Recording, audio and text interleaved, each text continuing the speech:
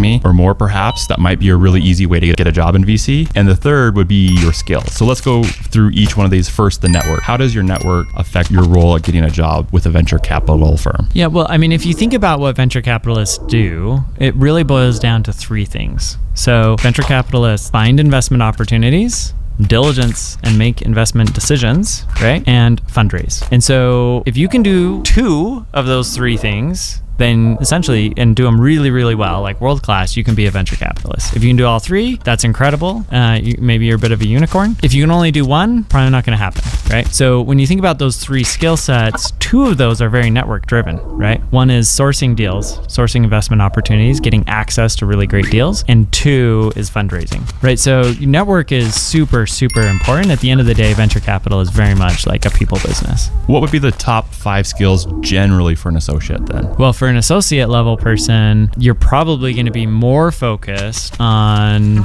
kind of grunt work type stuff that's going to be more analytical. So in that case, I would say you really want to develop skills around doing due diligence. So understanding business models, understanding technology, understanding financial metrics, being able to do presentations and act professionally within different types of environments, whether you're fundraising, you're deal sourcing, you're pitching to your investment committee, you're working with your partners, like all of those different things. Okay. How do we develop these skills? So on the network side, I mean, one of the super easy things you can do is just get out there and meet people, right? And try to find ways to add value to those relationships, even with no expectation of anything in return, right? So going to different events, different conferences, being a connector between different people, whether that's connecting entrepreneurs to potential hires, connecting entrepreneurs to other entrepreneurs that could be great partners, connecting them to sources of capital, right? Adding value to all of those relationships can be a great way to start building out your network and your people building skills. On the diligence side, really what you need to do is start making investments.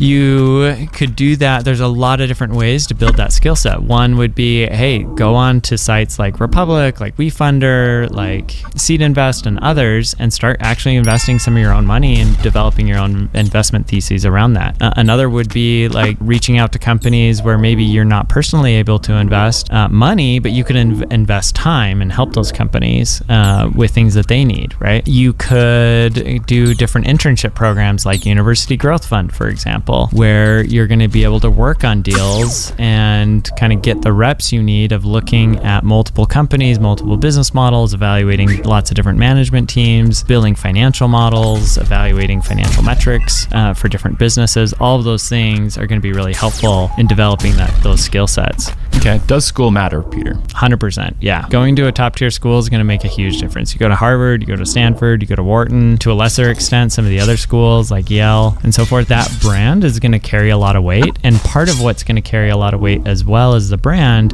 is the network and the doors that'll open from a network perspective, right? You go to Stanford, pretty much everybody on Sand Hill Road has some sort of connection into Stanford. And so you're going to be able to tap into those networks. That said, if you don't go to Stanford, you don't go to Harvard, does that mean it's a death knell and you're never going to be able to be a successful venture capitalist? Absolutely not, right? It just means that it's going to be a slightly harder pathway for you to beat in order to get into the industry, right? It's going to be a lot more dependent on you and your personal hustle and your networks that you're building and the relationships that you build in order to make up for that gap. For schooling, how much does your undergraduate matter? Like, am I a philosophy major? Am I a finance major? Am I an accounting major? So major matters a little bit. I would say if you look at most venture capitalists, they have a background in something technical. So most often computer science, electrical engineering, computer engineering, those types of things, even though they may have never actually been a computer scientist or programmer or what have you. The reason